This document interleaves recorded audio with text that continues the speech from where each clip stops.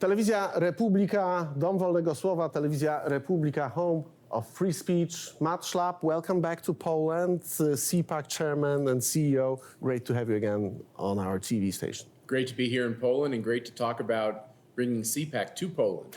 CPAC in Poland, that's the message we delivered during the Gazeta Polska Gala, actually 2 days ago. So could you walk our viewers through what actually CPAC is? Our viewers remember Donald Trump, Elon Musk with his chainsaw, but the history goes much beyond the things that we saw here a couple of months ago. Think about it, it's been 50 years, which led to the election of Ronald Reagan, the great Ronald Reagan, as President of the United States of America. And what I would consider the next great president, Donald Trump. CPAC has played a big role in his whole political career. We were one of the first conservative places to invite him to speak. And people said, why would you invite him? He's not a politician. He's not all that conservative, they said at the time. And so we developed this relationship with him. And then he decided to run for president. And every year he was president. And then for the 4 years when Joe Biden was president, we stood by his side. So CPAC, at the end of the day, it's not a government institution. It's not a religious institution. It's a political entity that's meant to encourage good public policy in America and now increasingly around the world. When we were attending CPAC, when we were witnessing all the discussions that took place over there, when we were watching the Americans speaking about American policy and guests from around the world speaking about the world politics, I had a feeling that there are at least a couple of issues that conservatives and people who think about sovereignty of the nations as a priority in the politics have a place to share opinion. Was it always that way on CPAC, or is it just a matter of last You know, there years? used to be a lot of disagreements amongst conservatives, Michael, where they would be, they might have a different opinion on abortion or a different position on what kind of tax policy. You know, conservatives aren't all the same. And then the socialists came into my country with this wokeism, and they were destroying everything we cared about. And the next thing you knew, conservatives agreed on everything. It was like, no, there's only 2 genders. No, you should, it's okay to be a Christian. No, the government shouldn't do everything for us. We can do a lot of things ourselves. The government ought to get out of the way and allow businesses to grow. Businesses shouldn't be woke. Businesses should just sell their products to consumers. You know, it's okay to use fossil fuels. You can't plug in every vehicle and plug in this TV studio and have it all work in some kind of perfect green way. All this was the insanity that came to Europe. It came to America. It came all over the world. And there was a pushback on it. So right now, conservatives are completely unanimous that we shouldn't have communism, Marxism, socialism in America. I think there's a growing sentiment in Europe that this kind of European consensus is garbage and has resulted in a lot of harm to sovereign nations within the EU. So then the next step will be, where do we go from here? We'll probably start disagreeing again. If we win this battle against socialism, we'll probably start disagreeing a little bit amongst ourselves again. But right now, conservatives are unified. Matter of fact, I don't use the term conservative in America anymore. I just say we're Americans who love America. We actually love the idea of America. We don't want to wreck it like Barack Obama wanted to. He kept saying he wanted to transform it, which means he thought it was cruddy, that it wasn't any good. I remember Donald Trump speaking at the United Nations, claiming that it should be pretty obvious for Americans to think America first, for Poles to think Poland first, for Germans to think Germany first, for French and for other nations to think about their well-being as a #1 political priority. But it doesn't look like that anymore. And the phrase America first was very often ridiculed before Donald Trump became president for the second time. What is the reason for this? I mean, it seems to me that citizenship relates to being a citizen of a certain state, certain nation. It looks like, at least for a big part of the political spectrum, it isn't the case anymore. Why? Yeah, well, globalists believe that there's a global cabal of elites that should dictate to these sovereign nations what they should believe, what their people should believe. what pronouns they use, what kind of professions they decide to engage in, that it's the globalists that decide all of this. And Donald Trump realized that that was a fool's errand, that was stupid, and hit it directly on this idea that no, individual people are going to have their own ideas of sovereignty, and individual nations are going to have their whole ideas. Remember, in America, the whole idea of our revolution and the whole idea of our Constitution was that I'm sovereign. I get to determine for me and for my family what our values are, where we'll spend our money, what kind of food we're going to eat. We'd make these determinations. And then the government comes in and has its role to play in securing the border and making sure that there's a rule of law and that we can defend ourselves. But it starts with the individual being sovereign. This is like a completely repugnant idea to the globalists. The idea that an individual would determine for his or her own life, could chart it and make decisions for it. They hate that. They want that little girl, Greta, to tell you everything about your life, not you. I even forgot about her. I mean, yeah, how I know. come? It's like, what How come happened to it her? was like Greta Thunberg was like a mark of a proper policy for like 10 years. She doesn't exist anymore in the public scene. Why? Is that something to do with Donald Trump being president of the United States? It was a joke. I mean, think about it. She got on a sailboat to go to the climate conference, wherever that was, in New York or wherever. I mean, did anybody really believe that she never used fossil fuels? She never took a shower or any of these things? Well, I actually do believe that. But you say, what's the status of things? I actually think the left in America is very much confused. They really don't know what to do. And there's a lot of Americans who believe, like when we elected Ronald Reagan, that they're vanquished. We beat them. It's over. That's a huge mistake. My experience with leftists is they're like cockroaches. They all go back into their nest, and they're all chatting. And the whole, globalist elites right now are screaming, why? How can you compare a certain viewpoint to cockroaches? And they'll come back. Yes, that's right. They'll come back out with new words and new phrases that mean the same thing, which is we're going to take all of your money, and then we're going to decide how to spend it. We're going to control every aspect of your life, right? But they'll come with new words because some of these old words didn't work. Pushing men and women's sports, pushing this idea that you can change your gender on little kids, pushing this idea that somehow we should let China run the world's economy and that America's best days are behind her, and that don't worry, the UN and the EU will solve all your problems. They realize that that's now unpopular. You mentioned Greta Thunberg, and I remember, all of our viewers probably remember J.D. Vance's speech in Munich. He actually mentioned Greta Thunberg in very tricky context. He said that if we all managed to listen to Greta Thunberg for those years, you, and he was referring to the people during the Munich conference, can stand Elon Musk being an owner of an X platform.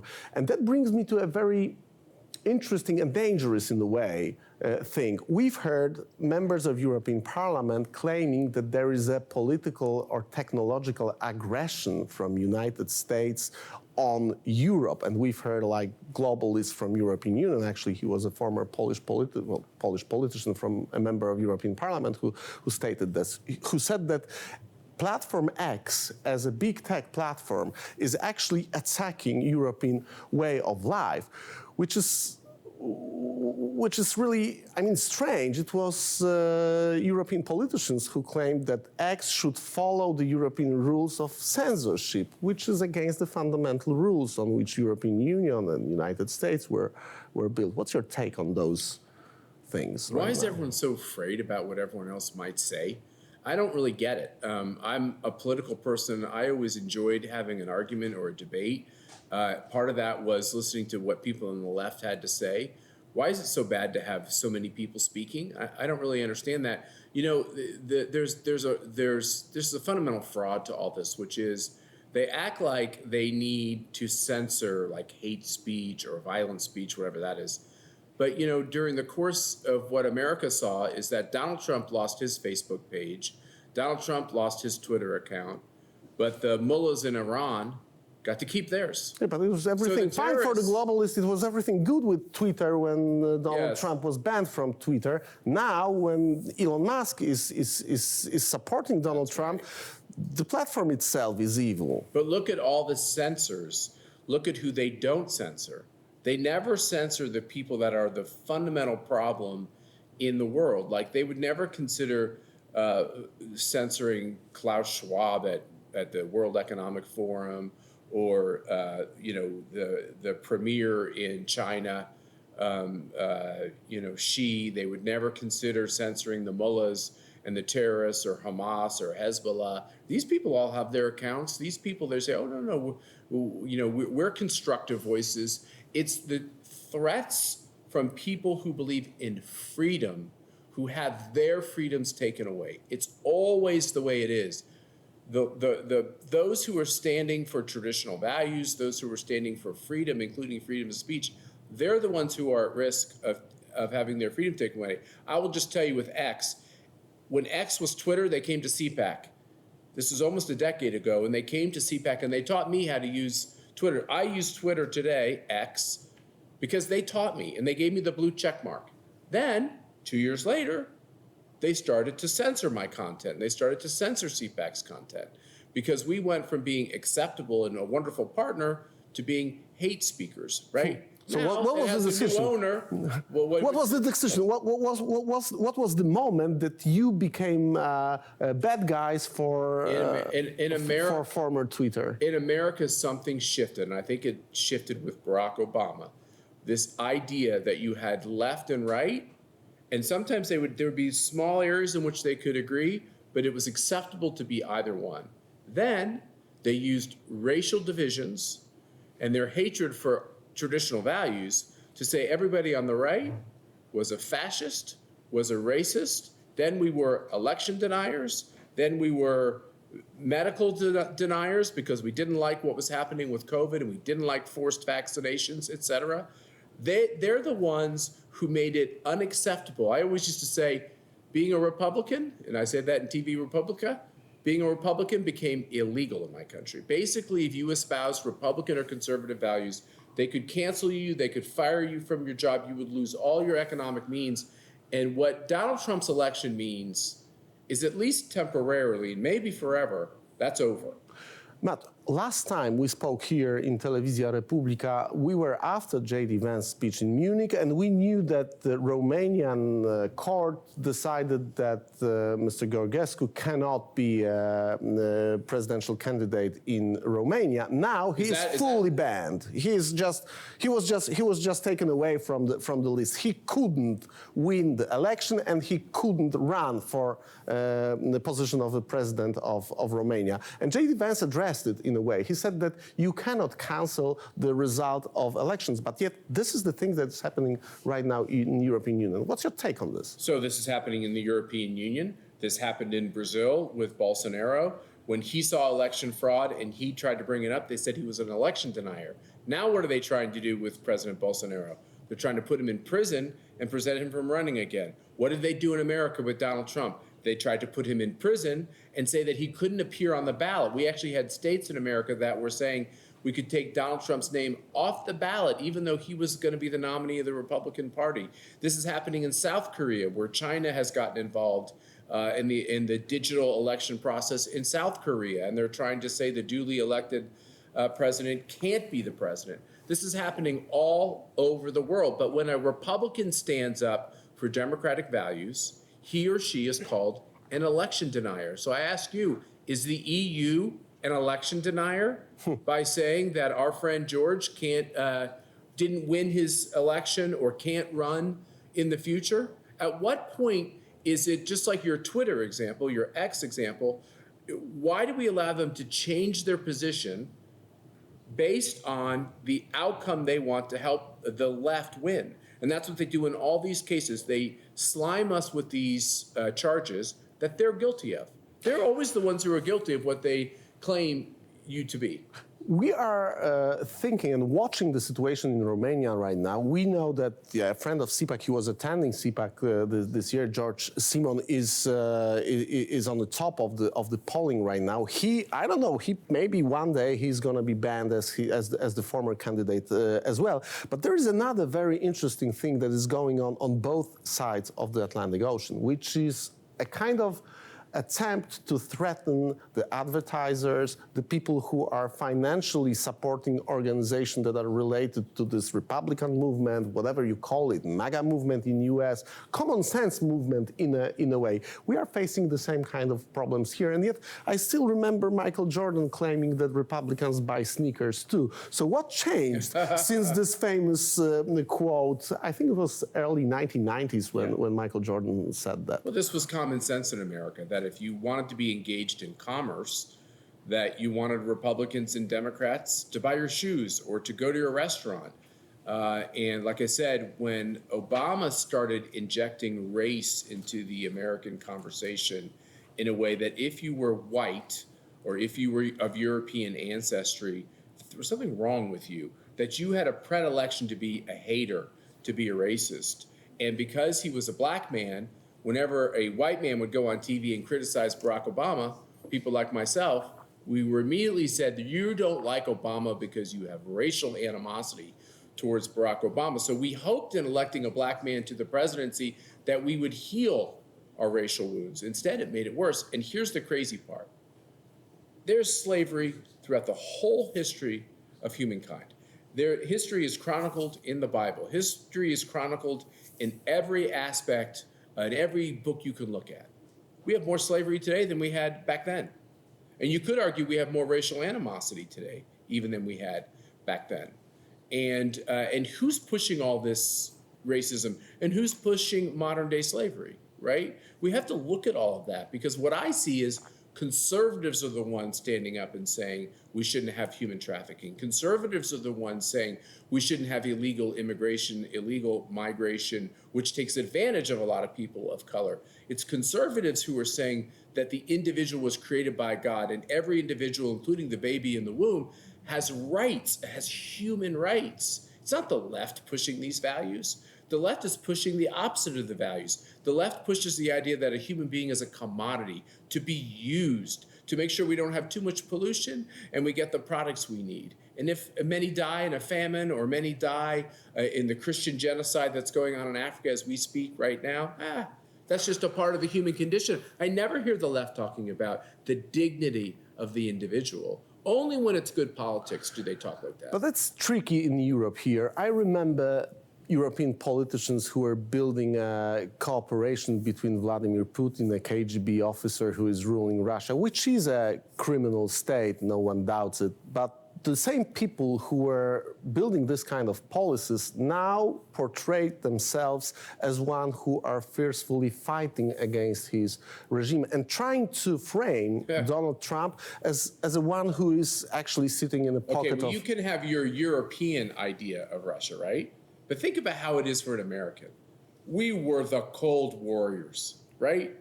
We were the ones fighting the Iron Curtain and fighting the Soviet Union. And it was the Republican Party, my party, conservatives, Ronald Reagan, who were they called us every name in the book because we were so extreme in our fighting of the Soviets, right? Now, look at today. They say we are cozying up to Putin. It's crazy. That's what they do.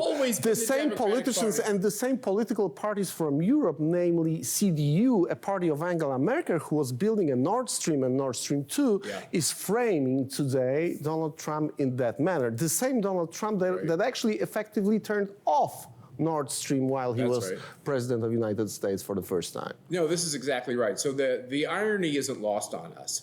And the irony isn't lost on the fact that they do this, all of a sudden they fall in love with Ukraine and President Zelensky.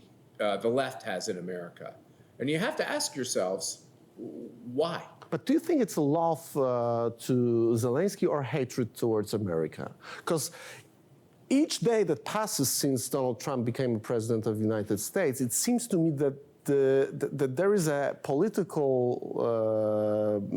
framework in Europe to provoke United States to pull its troops out of Europe, to leave Europe to the basically German and probably in the future also Russian partition of influence, and it was like it was in the past. I wonder what's your take on this, because those are concerns for citizens of state like my home country, Poland. I would say to the Polish people, this idea that America first means that America will pull out from everywhere all over the globe, I would not be worried about that. America is not going to do that.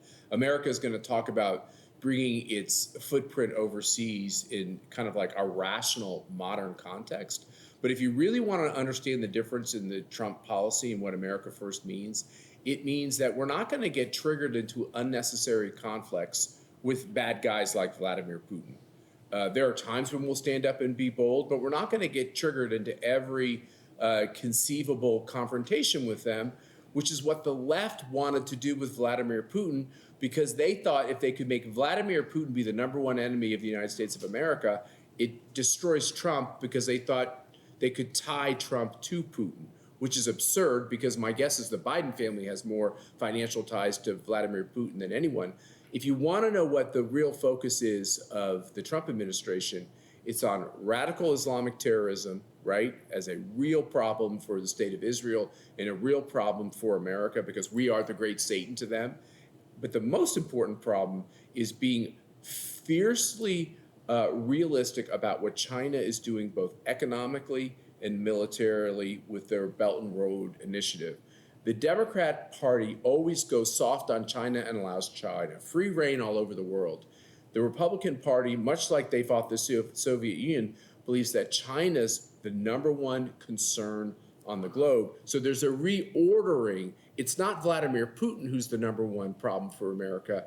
It's the communist Chinese regime that's the #1 problem. We still remember in Poland that there's still the same Communist People's Party in China and the same former KGB in Russia right now, and they always were aligned in their policies. But Matt, I got two final questions. One is related to safety and this framework of anti-Americanism in European Union right now. As we speak, yesterday, one of the German newspapers published a text about Poland being forced by the European Union political powers to withdraw from ongoing military contracts with American weapon suppliers. We rebuilt our military based on those contracts. Our military 20 years ago was fully equipped by Soviets back then. What do you make of it? What is the reason for which the German industry is trying to impose this kind of policies on other states? I think there is a long-standing, very special relationship between the democracy in Poland and in my home country, United States of America. This is a very special relationship. When two countries, and think of the large number of Polish Americans there are, when two countries share so much in common as America and Poland do, of course the globalists, in this case the EU and the most dominant player in the EU, Germany, they don't like that relationship. They like to interfere with that relationship. They want you beholden to Germany. They want the Polish people to go to Germany for all their needs, including their military needs. And I would just urge the government and the people of Poland to do nothing to break this wonderful bond between the two countries. And I'm confident that America won't do anything to break the bond between these two countries. You know, when Donald Trump was first elected, one of the very first countries he went to was Poland, and gave that wonderful speech in which he talked about our shared values. Part of those shared values and understanding of what we share together from a security standpoint. And I think we should do everything we can to increase that relationship and not to break it up. And I wouldn't listen to the Germans on pretty much anything. Matt, my final question, CPAC. And I say that as a man named Matt Schlapp, okay? Matt, my final question, CPAC in Poland, pretty soon we are going to announce all the details shortly. But I wonder if you would have a chance, and you do have a chance, to convince people to come to CPAC. What is the reason for which it's worthy to spend your money, to take some time, maybe to take a day off and travel to some place to attend this kind of event? First of all, we have to recapture this idea of hope. It's a supernatural virtue that's knit in our souls. And the thing about communism and Marxism, it robs you of all hope. It just destroys any optimism you have for your family and for the future. And what we're trying to remind people is that we're so lucky to be alive, and we're lucky to be alive at this time. We have threats. That's why we have to collaborate and work together to make sure we push back on these threats. And I would say that one of the main reasons, if you're in Poland, one of the main reasons you should come to our CPAC event that we're going to put on together is to recapture that hope. But the second thing is to understand what's happening in all these important countries that we have CPACs, whether it's Japan or South Korea or Brazil or Hungary or Argentina, wherever in the other countries we'll be having it as well. The leftists use very similar tactics in all these countries. Sometimes they use, they're engaged on another topic that hasn't hit your country yet. So what you hear from these other countries is what's coming soon to your community, right? Or vice versa. You might have beaten something here or sadly lost on a topic that the left is pushing in Poland that these other countries need to know. You know, the left has always coordinated. That's what the whole idea of the, of the pacts that they signed generations ago was to take over the whole globe, right? And instill communism in all these state capitals. And it seems like the freedom fighters, us, we didn't do that so much. And I think one of the things I'm most proud of with CPAC is that we're now finally doing that in a modern, digital, grassroots, bottom-up process. So ordinary people can have a massive impact in politics. You don't have to just be a rich person. Matter of fact, we're beating the rich people. It's the oligarchs and the elites that we're beating in all these countries. And I do believe that we're having more victories than losses in these important countries in these elections. Matt Schlapp, thank you very much for your time and for your presence on Telewizja Republika.